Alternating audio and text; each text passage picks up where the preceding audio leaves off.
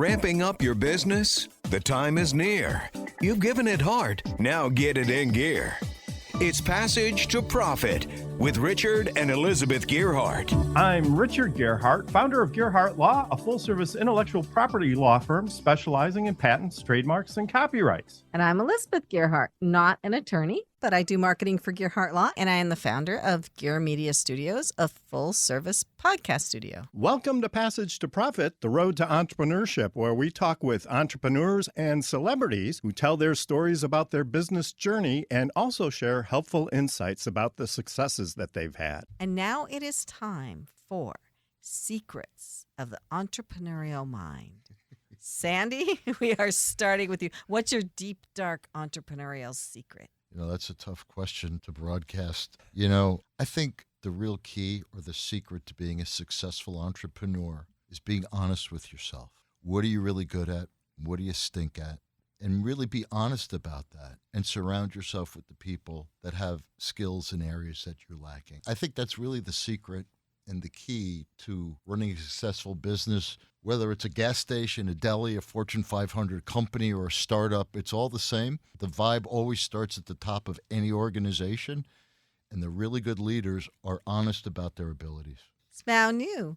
Based on my experience, I want to share a point is that innovation always comes from something that is unexpected. This is something that based on my own experience, I just want to share some of my personal stories. One of the innovation I made during my postdoc, that I'm working, that very hard to just solving a technology bottleneck here. But I'm using, everything I searched from the literature, but it didn't work.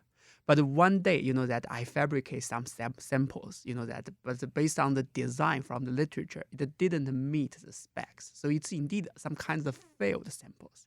But at that time, I'm thinking about, okay, this sample was already there. So how about we just test them? So I didn't throw them away and I tested. It really solves my bottleneck. And I'm just to dig a little bit into why those kind of the unexpected results is solving the problem. And I discovered some new that phenomena that that really shined my postdoc work. So you just try to be open-minded, and then you can really make some real innovations. Yeah. Wow, that's a great story. Yeah. Screwing up has its benefits. Stephanie Cauller, what is your secret? My secret would be when opportunity presents itself to say yes. You may not know what's going to happen. So my very first business that I started was selling wedding invitations. Like back when you had the big books, before digital anything, you'd take your big books in. And I went to sell one of my good friends her wedding invitations.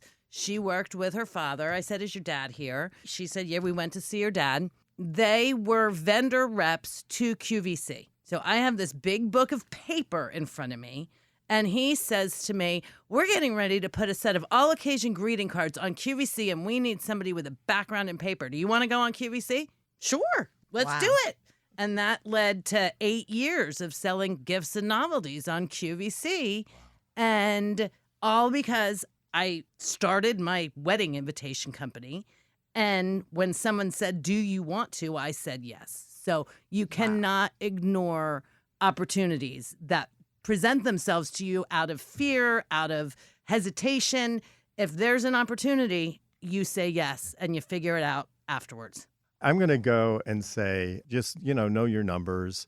If you're in business, fight to make sure that you understand what's coming in, what's going out, where it's going in your business. I think too many entrepreneurs don't really understand the basics of what, like a profit and loss statement, pretty basic, a balance sheet, and then even cash flow if you can get to it. But at least understanding, what's coming in and going out. And it sounds pretty basic, but it is. And I would say a lot of online education courses for entrepreneurs are not so well attended when it comes to the finance part. Some people just really avoid it, and you can't. I would say another piece of advice I would give to startups in any business: have really good accountants and attorneys to advise you. I can't tell you how, at the end of the day, you could have the greatest idea.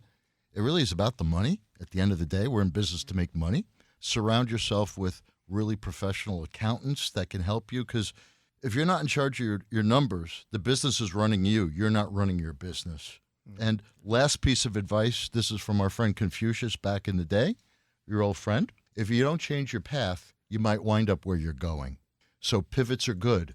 If it doesn't work here, go to door number 3. Good But advice. open that door. Open Open that door. Yes. Open every yes. door, because the gold is behind the 47th door. Mm-hmm. So I do this every week. I'm going to get down in the weeds a little bit this week. First of all, to Sandy's point, you cannot do everything for your company yourself. So you do have to hire experts. So Gearhart Law has a marketing agency, and they're pretty good. And they sent us this article, and this is kind of a secret because I don't know if everybody knows it yet. It blew me away. Google has changed their algorithms again for when people are searching for your website. And most businesses have a website, right? Well, they're favoring video.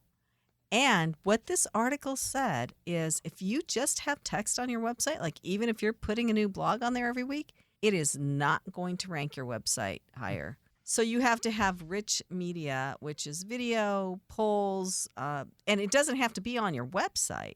So it's looking at YouTube, it's looking at Instagram, different places. You have to be on the internet somewhere with video or quizzes or polls or picture carousels or something like that. So talk to your marketing company about it. Great. And so that's it for us this week. Passage to Profit is a nationally syndicated radio show appearing in 38 markets across the United States. In addition, Passage to Profit has also been recently selected by FeedSpot Podcasters Database as a top 10 entrepreneur interview podcast. Thank you to the P2P team, our producer Noah Fleischman, and our program coordinator Alicia Morrissey, and our studio assistant Risikat Busari. Look for our podcast tomorrow anywhere you get your podcasts. Our podcast is ranked in the top 3% globally. You can also find us on Facebook, Instagram, X, and on our YouTube channel. And remember, while the information on this program is believed to be correct, never take a legal step without checking with your legal professional first. Gearhart Law is here for your patent, trademark, and copyright needs. You can find us at gearhartlaw.com and contact us for a free consultation. Take care, everybody. Thanks for listening, and we'll be back next week.